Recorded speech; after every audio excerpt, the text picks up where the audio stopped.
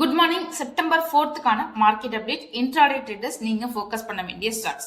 BHEL 2600 கோடி ரூபாய்க்கு project கிடைக்கப்பட்டிருக்கு. இந்த ப்ராஜெக்ட் எதற்காக கிடைக்கப்பட்டதுன்னா அனுப்பூர் தெர்மல் பவர் ப்ராஜெக்ட் மத்திய பிரதேஷ்ல அமைக்க இருக்காங்க. 800 மெகாவாட்ல இந்த ஆலை எப்படிங்கறத அமைக்க இருக்காங்க. Full and full support BHEL நிறுவனம் பண்றாங்க. டொமேட்டோ அவங்களுடைய பிளாட்ஃபார்ம் ஃபீஸை இன்க்ரீஸ் பண்ணதன் காரணமாக சுகி நிறுவனமும் அவங்களுடைய பிளாட்ஃபார்ம் ஃபீஸை 20 ரூபாய் வரையும் இன்க்ரீஸ் பண்ணிருக்காங்க. யூகோ பேங்க் RBI இவங்களுக்கு ஒரு லெட்டர் அப்படிங்கறத கொடுத்திருக்காங்க.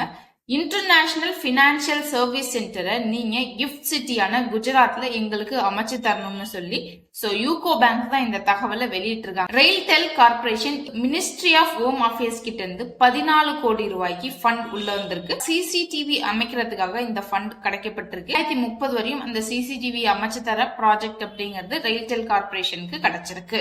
பாலிமெடிக்யூர் லிமிடெட் நெதர்லாந்து பேஸ்ட் நிறுவனமான பெட்டாரா கியூர் அப்படிங்கிற நிறுவனத்துடைய 90% பங்குகள் அப்படிங்கறத வாங்கி இவங்களுடைய கைவசமாக்கிட்டாங்க. 10% பங்குகளை 2030 நாங்க வாங்கிறோம், பினான்சியல் இயர் 2030 வாங்கிறோம் சொல்லி அனௌன்ஸ்மெண்ட் அப்படிங்கறத கொடுத்திருக்காங்க.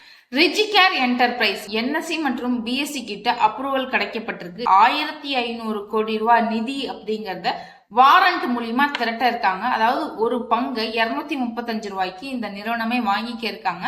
அதற்கு பிறகு அந்த பங்குகளை ஷேர்ஸாவே அவங்க கன்வெர்ட் பண்ணிக்கலாம் ஃபியூச்சர்ல அந்த பங்குதாரர்கள்னு சொல்லி வாரண்ட் இஷ்யூ பண்ண இருக்காங்க. எல்லா ஸ்டாக்ஸுமே பாசிட்டிவ் நியூஸ் அப்படிங்கறத கலெக்ட் பண்ணி சொல்லியிருக்கேன். CNBC TV18 இருந்து எடுக்கப்பட்ட தகவல். ஒன் டைம் செல்ஃப் அனலைஸ் பண்ணிட்டு இன்ட்ராடே ட்ரேடர்ஸ் நீங்க இந்த ஸ்டாக்ஸ் எல்லாம் வாட்ச் பண்ணிட்டு ட்ரேட் எடுக்கலாமான்னு யோசிச்சுட்டு பண்ணுங்க. இந்த மாதிரியான யூஸ்ஃபுல்லான அப்டேட்ஸ் உங்களோட ஃப்ரெண்ட்ஸ் கொஞ்சம் ஷேர் பண்ணிக்கோங்க. தேங்க்யூ.